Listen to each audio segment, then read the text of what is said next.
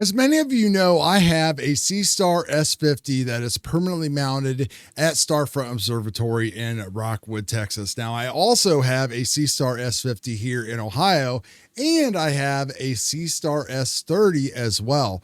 I purchased the S30 because it has a little bit of a larger field of view when compared to the S50, which I really like because I like taking the larger frame, deeper field objects. Now, you can do a lot of this with the S50 with the mosaic mode, but that takes a little bit of a time, and it also takes a little bit more processing power in a PC if you really want to put an image together. The S30, however, can give you very large wide field images and even bigger with the magnification settings that is built into it. So in this video, we're going to show you how to take your S30 images from this to something a little bit like this. My name is Chad. This is the Easy Astro Images channel, and we are going to play with some photons today. First of all, a big shout out to all of my channel supporters and everybody that does everything here on the channel. If you are a Seestar user, you are just amazing. I have been playing with this astronomy gear for over 20 years and have spent thousands, if not tens of thousands of dollars on this stuff.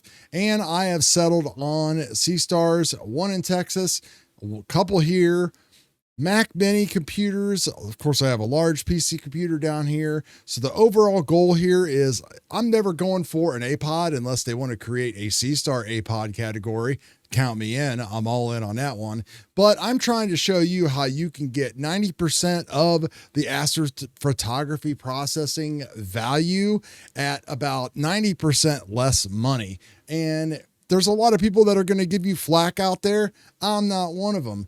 The smart telescope stuff is the future. This is the way things are going to be in a year or two from now. A lot of people are going to be regretting those words, selling those $10,000 systems and buying the newest thing that ZWO will hopefully grace us with. So check out some of my easy processing tutorials that we have on the channel. Not a lot of this is really different. It's all pretty much about the same. You should get a pretty good foundation with my videos that should be very easy for you to understand. And we talk nice and slow and we cut out all the fluff and all of that bullshit. So this is the image that we started with the S30. Now, this was taken over a couple course of nights. There's a total of about 2,100 frames here, and I stacked all of these inside of Serial using the Nastronomy one-shot color smart telescope pre-processing script. Now, you can do all of these as well right here inside of Pixinsight using the fast batch pre-processing and get definitely the same results, if not maybe a little bit better. Your computer may or may not be strong enough to do it. It will do this on a Mac Mini. It will do this on any decent PC build of the last probably 3 or 4 years, but it's just the other script that's built into Serial just works a lot better. I highly suggest you check out Rich at Deep Space Astro or Nastronomy to show you how to go through and do all this. Now, that being said, Serial is also a free option, and there are a lot of great tools that are being combined into Serial as well. But my whole play for Pixinsight is that if you want to be a smart telescope power user, you are already saving so much money. There is no reason why you should not spend the money on Pixinsight, all of the exterminator tools, anything else that you need if you really want to get the most in the astro processing part out of your Seestar, because I'm sure you're already having a great time doing everything that you're doing. So let's go ahead here. In all my other videos too, we talk about setting up these icons, loading all this different stuff and all that kind of things. So a lot of this stuff will be familiar to most of you guys. So the first thing we need to do with this image is we need to crop this thing. So there's definitely a lot of stacking artifacts because of just the way things were put together. So I'm going to have to be a little bit more aggressive with the crop that I would like to be, but unfortunately that's just kind of where we're at. And I wish I would have framed this a little bit better instead of just using the actual Seestar's recommended framing. On my S50, I actually put the elephant trunk in the middle, which probably would have been the better call. So we're going to get rid of this message because we're going to need to get ourselves a new Astro alignment anyway. And we'll close that out. And then a lot of people, depending upon how you want to look at the elephant trunk, might change things this way, might change things that way. I'm using the fast rotation. I just want to kind of rotate this a little bit that way. So the elephant trunk now here is at the bottom, and we've got this like sharky looking thing over here, and all of that of course looks really good. And we'll go ahead and close that. I like the clean space to work with here. And now the first thing we're going to want to do is color correct this. And in order to color correct it, we're going to have to resolve for the stars to give the spectrophotometric color calibration process the information it needs to work. So we're going to click on astrometry here and image solver, and it's already got the details that it needs from the file that it pulled over when it brought this in the Pixinsight. So all we need to do is just click on OK. Now that's complete. SPCC has everything that it needs to go. So I have these in icons, but you can get all this stuff in script. You can also go over here to the Process Explorer, and you can just type little things in right here that will allow you to do that. So we can see here in SPCC that we have my default settings set up.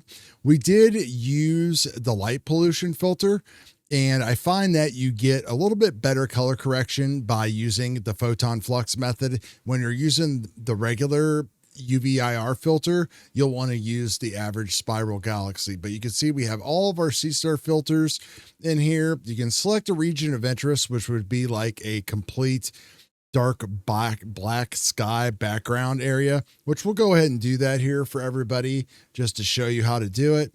And we'll just go ahead and draw a little preview box like right here. And then what we'll do is click on region of interest and select preview 1 and click OK. And then we can zoom back out here to the main image, and let's go ahead and drag and drop this. And now everything should be color corrected for us. We can open up our screen transfer function, make sure the channels are linked, and hit the little nuclear button. And now you can see we have that image that everybody is always looked to, that nice red image.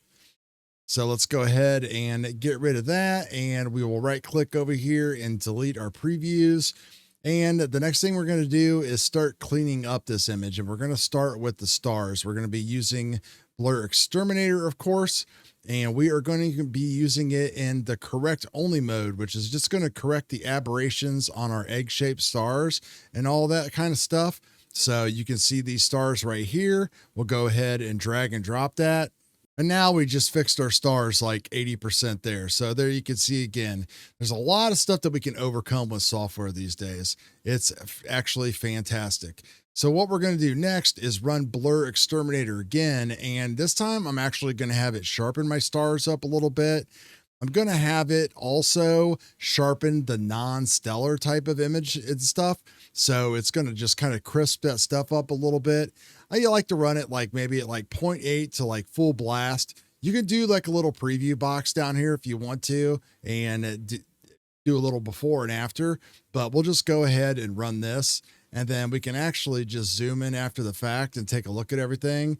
So that's your after, that's your before. You can see the stars. You can see how everything here kind of becomes more defined. And that's about as far as we need to go right now. We'll go ahead and close that. And now what we're going to do is we are going to pull our stars out using a Star Exterminator. And all you're going to have select here is just generate star image. And you're just going to drag and drop that onto the actual image, and we're going to end up pulling our stars out. We can close that image and we can hide our stars here for a little bit and get those out of the way. And everything looks pretty good here. So I'm pretty happy with the way things look. So what we're going to do now is just kind of like a background extraction, and that's going to help like kind of neutralize everything and bring out even more depth and more color. A lot of people are probably using Graxpert, so that's what we'll go ahead and use. I'm sure that you have it installed on your computer already. Now, there's a pretty decent amount of gradient in here. We could show the background model as well if you want to. So I'll just go ahead and do a subtraction because we're subtracting light pollution because we did this at home. And I'll show you what that background model looks like. I usually just get rid of this stuff because I don't really care, but I know some people do. And if we smooth that out, that's basically the background model that it took out. And you can see that what we were left over with here, and you can see that like it kind of like neutralized all of our colors, and it's bringing out more of this and more of that and everything else. Now at this point, a lot of people would be like, oh, the thing's green, we need to get rid of the green. Don't do that because you are just crushing your signal. Reduce the urge to get rid of all of the green signal that you work so hard to collect. Instead, let's denoise this image. So what we're going to do is we're going to use Noise Exterminator. Now, this is kind of up to you how far that you want to push Noise Exterminator at the beginning. I usually kind of like to wait and push it a little bit harder at the end to see what I get, but I do want to get rid of the color, and I do want to do the frequency separation on the color, because I don't like all of the crazy blotchy colors and stuff that you end up getting with some of these lower quality type of cameras. So let's go ahead and try these settings right here and see what we get with just a little bit of a preview box. Runs a little bit faster. It's going to clean everything up pretty good. And then if you want to, you can actually do a Control-Shift-Z to undo that.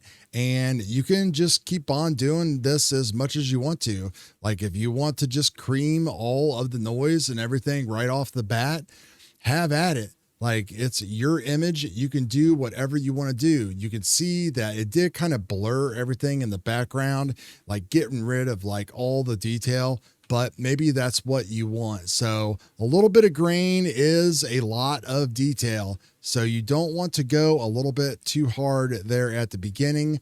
Let's try these settings out here and see what we get. I think this is what we tried before and I was okay with that.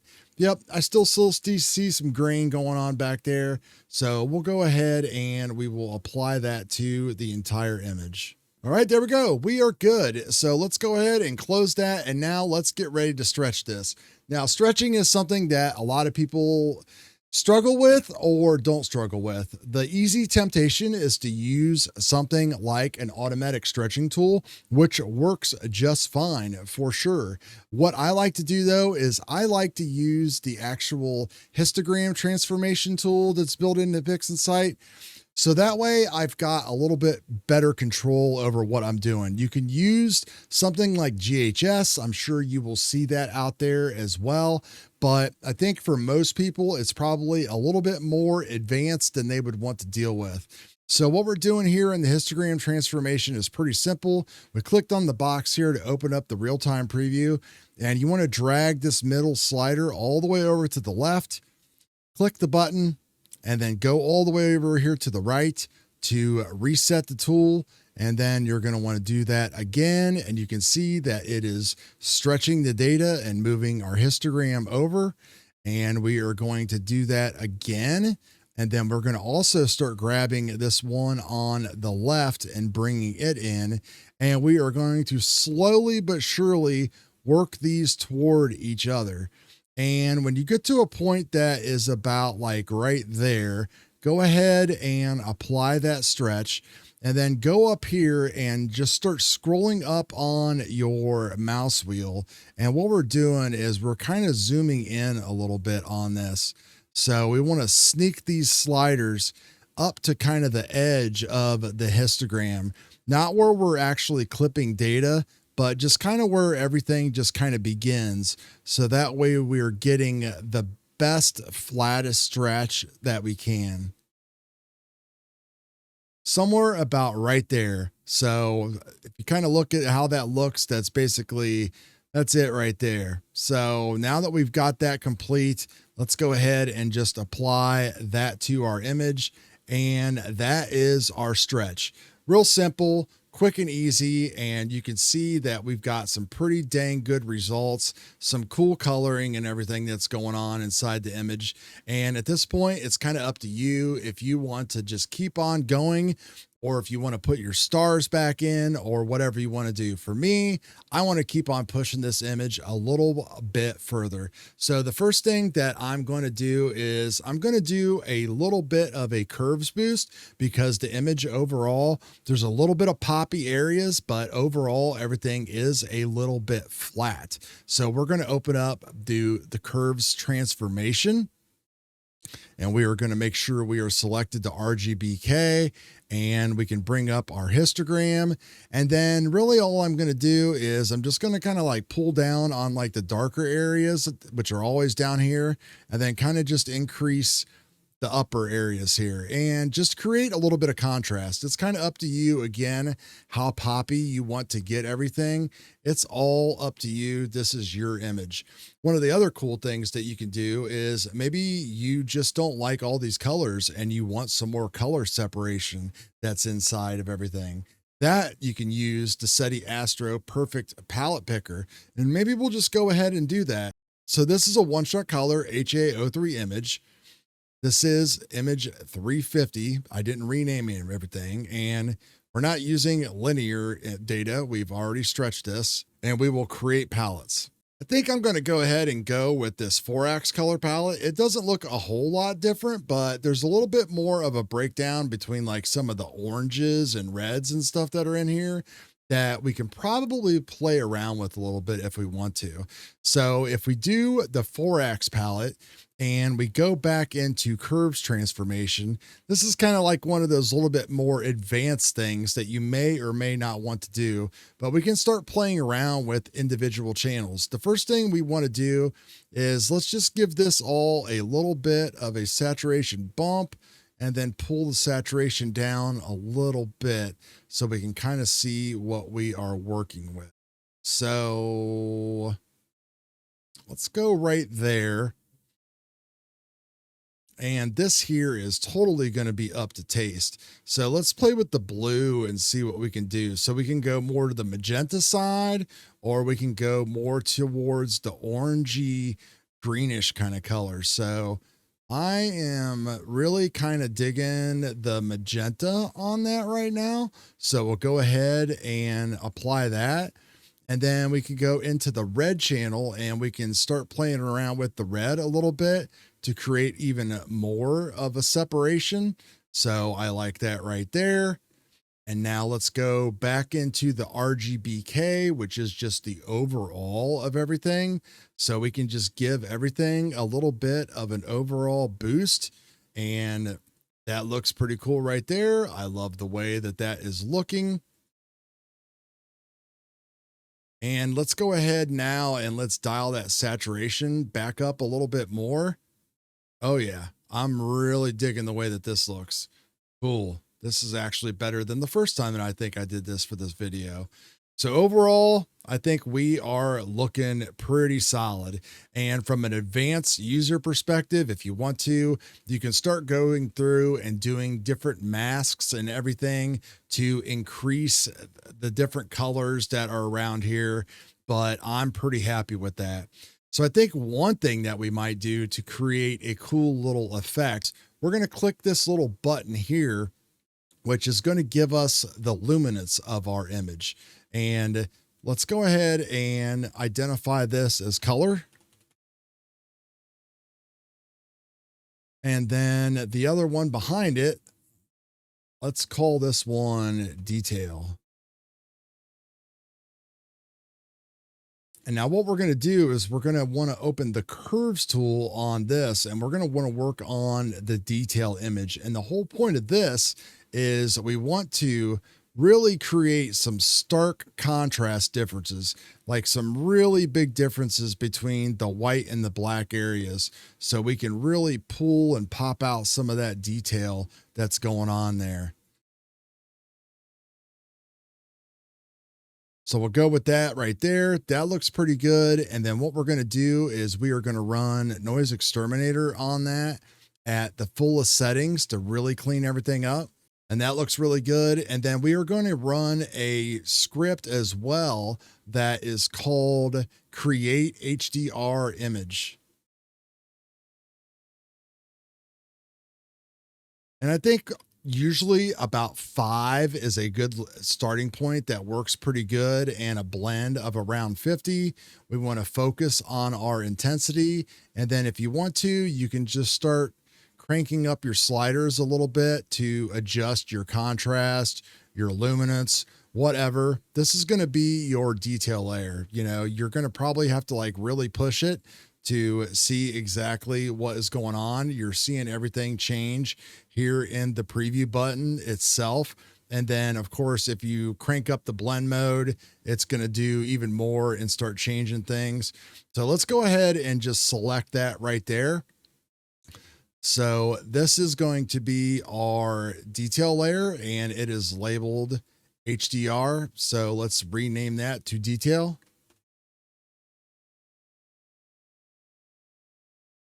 And then we'll go over to this image right here, and there's a lot of noise that's left over in this color image. We don't want to blend this with this. So what we're going to do is we are going to use a blurring feature in here, and you can actually do this within another script, but I think it works a lot better for people when they do this. I think this is actually the better way to do it. So we are going to go to convolution. And what we're going to do is we can do a real-time preview just to kind of see what we're doing. So we are just going to blur this image.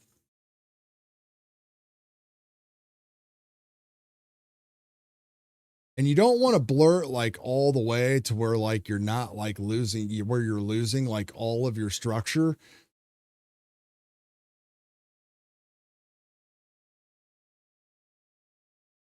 But we've got our detail down here. So that's kind of the point. So let's go ahead and blur it that amount. And now you can see we've got a blurry and we've got our luminance detailed image. So now that we have our two images here, let's go ahead and figure out the best way to do this. Now, what I always like to do is I like to use the process called LRGB combination. I think it just kind of is the easiest way and gives things a really good look. You want to check chrominance noise reduction. You need to uncheck all of your images here, and we're going to take our luminance detail that we created and drop that there. And then all we're going to do now is we are going to drop this right onto the image, and it's going to just create just an amazing looking image. And wow, look at that right there. That is just amazing. Look at all of the detail that we added into there without destroying and crushing our image and doing all of the crazy noise reduction and everything else. And it's just insane to think that we did this with our little Seestar. I mean, it just looks freaking just fantastic. I mean, look at all of that cool detail inside the elephant's trunk. Now, when you do this, it does tend to mute your colors and everything a little bit. So I think going back into the curves transformation is definitely appropriate. And probably the first thing you want to do is maybe add a little bit more saturation back into everything. Again, it's kind of up to you and your taste. So I am pretty cool with that right there. And then also, I probably will just start playing with the overall brightness and intensity of everything. Again, the image looks a little bit flatter, so we can play with the highlights and try to bring those out a little bit more if we want to. And we can also mess around here with the dark spots a little bit if we want to.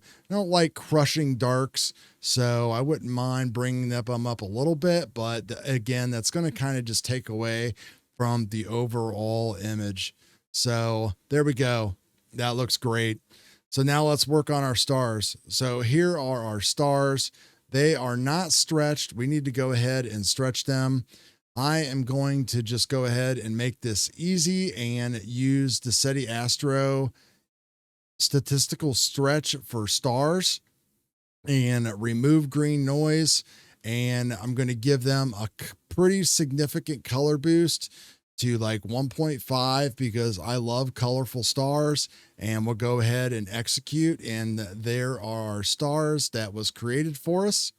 And then we can open up the script called Image Blend, which is under Cosmic Photons. This is a free script. It's one of the most powerful scripts that there are that is inside of here. So we want to take our color image. We want to screen in our stars, which are right here. And if you're not happy with the way that your stars look, you can actually go ahead and change all that if you want to. I am very happy with the way that everything looks. If you want to adjust the stars, you can kind of play with these sliders here and you can brighten or dim them up. So I actually think I'm going to brighten them up a little bit, and we'll go ahead and go with that. And that is going to give us our nearly final image. Yeah, definitely loving that. So my last trick that I always like to do is I like to run a little bit of what I call poor man sharpening with Blur Exterminator. It's easy to do. You paid for it, so you might as well use it. I don't really need it to do much to my stars, so I will turn this like all the way down, and then I can usually crank this up a little bit harder to improve the actual like resolution down here, but sometimes it'll hit it a little bit too aggressively. But let's just see what we get. Yeah, it's a little bit too crispy for me, so I'll back that off a little bit and we'll just run that at like 55. But again, it's kind of up to you. It's all the taste that you want and how much detail and sharpness you really want to try to pull out of your image. We did a ton with that Luminance layer integration, and that was basically free. That was just data that was just there that we just needed to find a different way to bring all of this stuff out of that muddy background. So in the end, there is your final image. I am super happy with this. There's a lot of cool stuff that's going on with this image. And boy, we came a long way from what we had before. I'm sure you would agree. And there was nothing hard about this at all. So please let me know if you have any questions. I appreciate each and every one of you. Peace.